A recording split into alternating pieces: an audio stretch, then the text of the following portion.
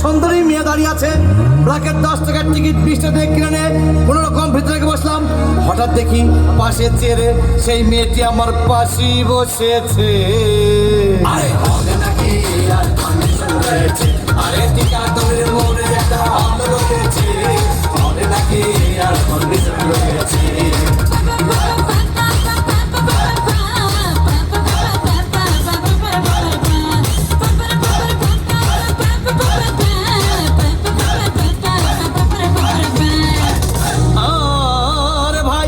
Cinema আরম্ভ হয়ে গেল।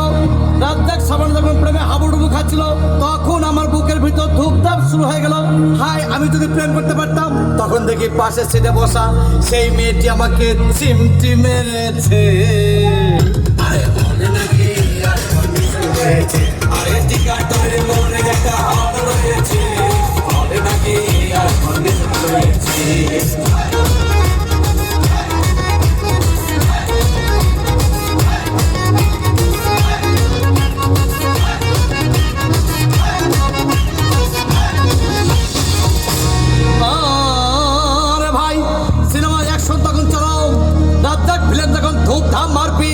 আবার সাবানা এসে রাজ্জাককে বলল, আমি তোমাকে ছাড়া বাঁচবো না, তুমি আমার জান। তখন পাশে সিটে বসা সেই মেয়েটি আমাকে ধাক্কা মেরেছে।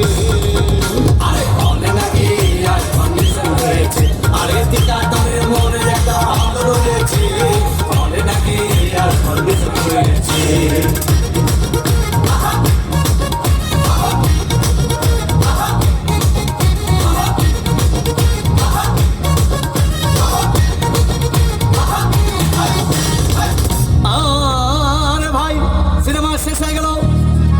আমার রিক্সায় চেপে বললো, ডার্লিং খুব ক্ষুধা পেয়েছে, গেলাম মস্তফা হোটেলে, খুব পোলা কুমা খাইলাম।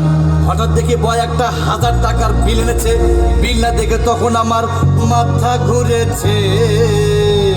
আরে মনে নাকি আর কন্ডিশন রয়েছে, আরে টিকা তোর মনে একটা হাত রয়েছে, মনে নাকি আর কন্ডিশন রয়েছে।